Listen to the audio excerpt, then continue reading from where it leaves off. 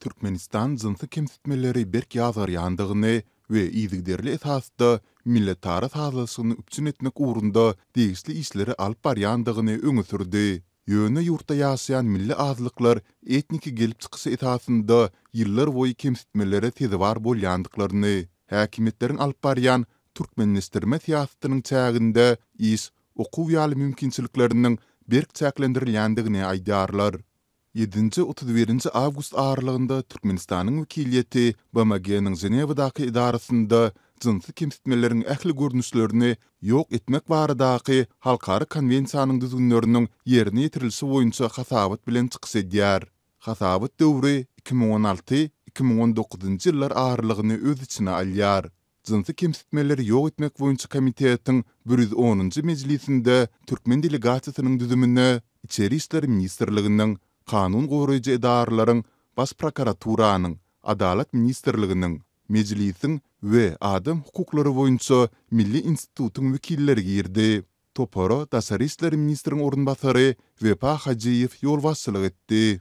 Türkmenistanyň wekilleri adam hukuklary boýunça beýleki halkara maslahatlarynda hem bolýaly, diňe umumy sözler we milli kanunçylygy talgylanmak bilen çäklendiler. Правительство Туркменистана осуществляет все необходимые практические законодательные меры, направленные на ликвидацию всех форм расовой дискриминации, недопустимость подстрекательства к совершению деяний в отношении лица или группы лиц другого цвета кожи или этнического происхождения. Jynsy taýdan kemsitmeleri ýok etmek meselesinde Türkmenistanyň jynsy kemsitmeleriň ähli görnüşlerini ýok etmek baradaky halkary konwensiýanyň ýörelgelerinden, Durban jarnamasyndan hem-de hereketleriň maksatnamysyndan ugur alýandygy bellenildi. Туркменистан продолжает последовательные шаги по ратификации основополагающих международных документов и имплементации их положений и норм в национальное законодательство. Hajiýew ýurtda bu ugrda döredilendigi aýdylýan deň şertler barada gurrun edende azlyk bolup ýaşaýan milletleriň wekilleriniň öz dilinde bilim almak, hatda gazetler jurnallary okumak mümkinçilikleriniň ýokdugyny agzamady. Ol geçen ýyl geçirilen soňky ilat ýazywynyň netijelerine salgylanyp, ýurdun 7 milliondugy aýdylýan umumy ilatynyň 14%-ni beýleki milletleriň wekilleriniň düzýändigini, olaryň sanynyň 936 müňden hem aşýandygyny belledi. Türkmenistanda 61 milletin wekilleri ýaşaýandygy aýdylsa-da, olaryň etniki gelip çykysy we degislilikdäki sany barada hiç hili maglumat berilmedi. Согласно последней переписи населения, в Туркменистане проживают представители 61 национальности, численность которых составляет более 936 тысяч, что составляет 14% от общего населения страны. Türkmen resmisi hususan da ýurtda jyns, taýpa, millet ýa-da etniki gelip çykysyna esaslanýan çäklendirmeleriň ýa-da artykmaçlaryň öňüni almak boýunça işleriň alınıp barylýandygyny aýdyp, muňa delil hukmynda kanuny namalary getirdi, ýöne başga jikmejik agzamady. Azatlyk ýyllar boýy Türkmenistanda ýaşaýan milli azlyklaryň wekilleriniň ýüzüýüz bolýan kynçylyklary, şol sanda pasport almakdaky bökdenslikleri, ise we okuwa girmekdäki meseleleri, medeni hukuklaryndan mahrum edilmegi barada dowamly habar berip gelýär.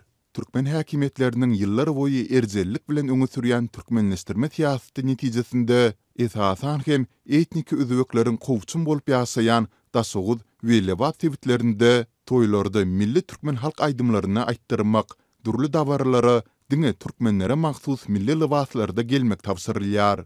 Mundan başga häkimetler raýatyň şahsiýetini görkezýän resmi namalarda özleriniň milletini türkmen diýip ýazdyrmagy çelini mejbur etdi. Türkmenistanda garaşsyzlygyň ilkinji ýyllarynda milli azlyklaryň wekilleri, sol sanda etniki özbekler we gazaklar ýurdun käbir mekteplerinde öz ene dillerinde bilim alyp bilýärdiler. Ýöne 2000-nji ýyllarda şeýle mümkinçilikleri aradan aýryldy. Türkmenistanda buluç, tatar, rus, ermeni, gazak we özbek ýaly özge milletleriň wekilleri bar. Ýöne bellenilse ýaly türkmen häkimetleri olaryň anyk sany barada maglumat bermeýär. Mundan başga ýurtdaky milli azlyklaryň hukuklaryny gün tertibine getirýänler basışlara tezibar edilýär. Türkmenistandaky buluç azlygynyň hukuklaryny goramakda tanalýan Mansur Mingelow hukuk toporlarynyň aýtmagyna görä, öz alyp baran jeňnetçilik işi üçin ar almak maksady bilen toslanan aýplamalar esasında 2012-nji ýylda 22 ýyl türme möhletine hökm edilipdi. Türkmenistanda soňky ýyllar ykdysady ýagdaýlaryň agyrlaşmagy we esasy azatlyklaryň hasym gysylmagy arasynda etniki azlyklaryň wekilleri ýaşap oturan Türkmenistanyny köpçülikli ýagdaýda hemişelik terk edip başladylar. Türkmenistanyň häkimetleriniň we habar seriýetleriniň bu meseleleri gozgamaýy ýaly türkmen wekilleri bu barada Cenevada geçen maslahatyň dowamında hem hiç zat aýtmadylar. Türkmenistan jynsy kemsitmeleriň ähli görnüşlerini ýok etmek baradaky halkara konvensiýany 1994-nji ýylyň 23-nji sentýabrynda tasdiklady.